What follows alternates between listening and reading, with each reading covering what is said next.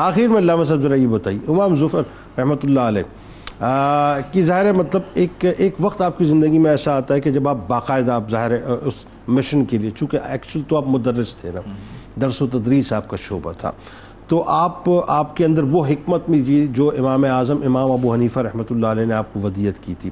تو آپ جب بصرہ کی طرف گئے تو وہاں آپ نے باقاعدہ مجالس درس جو سجائی اس کے بارے میں بتائیے، پھر جو فقہ حنفی کے آپ نے خاص طور پہ خدمات انجام دی ہیں وہ ذرا بتائیے، اور جو مجتہدانہ کردار آپ نے، ظاہر ہے وہ میں نے سوال تھوڑا سا مطلب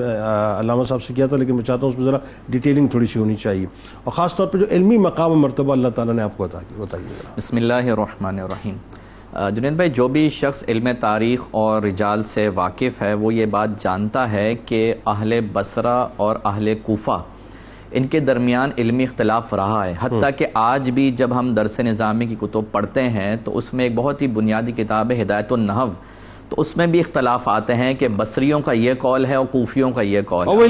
وہ علمی اختلاف بالکل۔ تو ایسے ہی اختلاف اس دور میں بھی تھا، علمی اختلاف تھا کہ اہل بصرہ کے اقوال الگ تھے، اہل کوفہ کے اقوال الگ تھے۔ تو اس دور میں تلامذہ امام اعظم و حنیفہ میں سے ایک شاگرد تھے آپ کے، جن کا نام تھا یوسف بن خالد بصری۔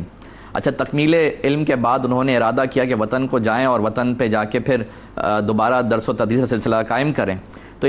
امام صاحب نے ان کو اس دور کے حالات کو دیکھ کر یہ حکم ارشاد فرمایا تھا، یہ گویا کہ نصیحت تھی کہ آپ نے باقاعدہ طور پہ درس و تدریس کا انعقاد نہیں کرنا، بلکہ حکمت عملی کے ساتھ آپ نے کام کرنا ہے۔ لہٰذا انہوں نے وہاں تو گئے، لیکن امام صاحب کی نصیحت پہ شاید اس انداز پہ عمل نہ کر سکے، چنانچہ انہوں نے وہاں پہ درس و تدریس کا آغاز کر دیا۔ اچھا، ماحول چونکہ ناساز تھا اس حوالے سے، تو لہٰذا وہاں پہ مخالفت شروع ہو گئی اور ان کو اپنا درس مسند جو ہے وہ ختم کرنے پڑی۔ اچھا، پھر آپ نے اس دور میں جو وہاں کے امام تھے بصرہ کے، شیخ عثمان بن مسلم، ان کی صحبت اختیار کی، ان کی معیت اختیار کی، ان کے مجلس میں بیٹھنا شروع کیا، تو وہاں پہ دیکھا کہ جو وہ بات کہہ رہے ہیں امام صاحب کے تو اقوال اس سے جداگانہ ہیں، تو وہ امام صاحب کے اقوال جب کہنے لگے تو ظاہر سی بات ہے، جیسے کہ پہلے بھی ذکر کیا کہ حالات ناگفتہ بھی تھے، مناسب نہیں تھے، تو وہاں یہ چیز پسند نہ کی گئی اور ان کے ساتھ ناروا سلوک اختیار کیا۔ اچھا، یہی کچھ معاملات یا یہی کچھ سیناریو امام ظفر کے ساتھ بھی پیش آیا۔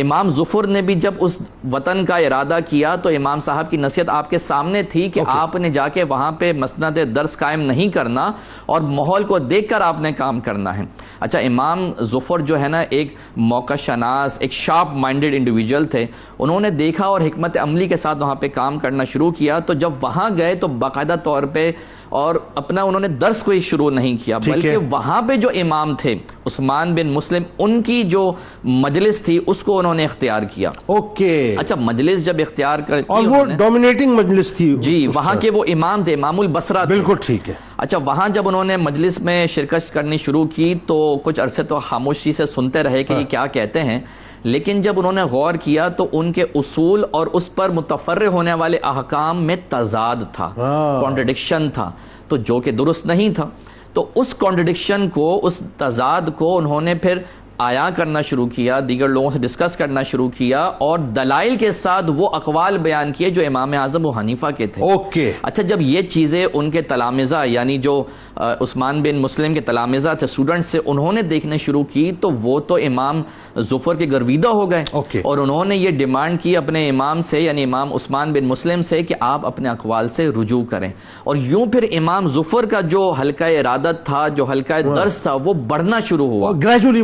بڑھنا شروع کیا، حتیٰ کہ اس قدر بڑھا کہ بہت سارے جو دیگر دروس ہو رہے تھے مقامات پر وہ ختم ہو گئے اور لوگ جوگ در جوگ آپ کے درس میں شریک ہونے لگے، اور یوں پھر جب لوگ شریک ہونے لگے تو آپ بتایا کرتے کہ امام صاحب کی یہ اقوال ہیں جو میں تمہیں بیان کر رہا ہوں، اور یوں آپ نے فقہ حنفی کی خدمت کی اور امام صاحب کے حوالے سے جو ایک نیگیٹو اوپینین لوگوں کے درمیان رائج تھا اس کو ختم کیا۔ یعنی آپ بصرہ میں اترے اور اترنے کے فوراً بعد آپ نے درس کی مسند پہ جو ہے وہ اپنا تشریف فرما ہونا پسند نہ فرمایا، بلکہ گریجولی حکمت کے ساتھ جو ہے اپنی اسٹرینتھ کو مضبوط کرتے چلے گئے اور ایک سرٹن ٹائم کے بعد وہ ساری اسٹرینتھ ڈائیورٹ آپ کی طرف ہو گئی۔ بالکل، یوں پھر جو ایک نیگیٹو اوپینین جیسے میں نے کہا کہ امام اعظم و حنیفہ کے حوالے سے تھا اس کو ختم کیا۔ اور پھر اگر ہم بات کرتے ہیں مزید کہ آپ کی مجتہدانہ صلاحیتیں کیا تھیں، تو اس حوالے سے میں یہ عرض کروں گا کہ ہماری فقہ حنفی کی بڑی مشہور و معروف کتاب ہے عقیدۃ المفتی۔ اس کے اندر امام شامی نے باقاعدہ طور پہ جو طبقات فقہا ہیں وہ ذکر کیے. ان طبقات فقہا کے اندر امام شامی نے حضرت امام ظفر کو مجتہد فی المذہب قرار دیا.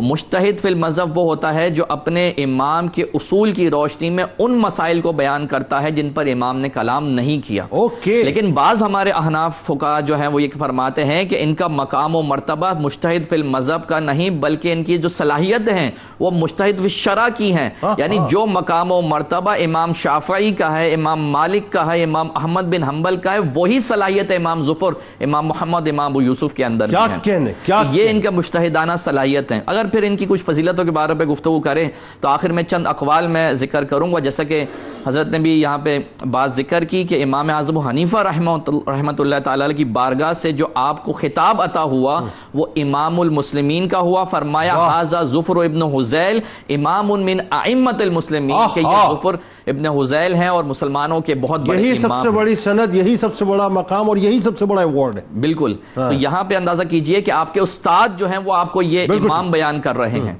تو پھر یہاں پہ بس آخری کی ایک بات میں عرض کرنا چاہوں گا کہ حافظ ذہبی نے ان کے بارے میں فرمایا کہ ہوا من بحور العلم واسقیاء الوقت، یعنی امام ظفر یہ بحر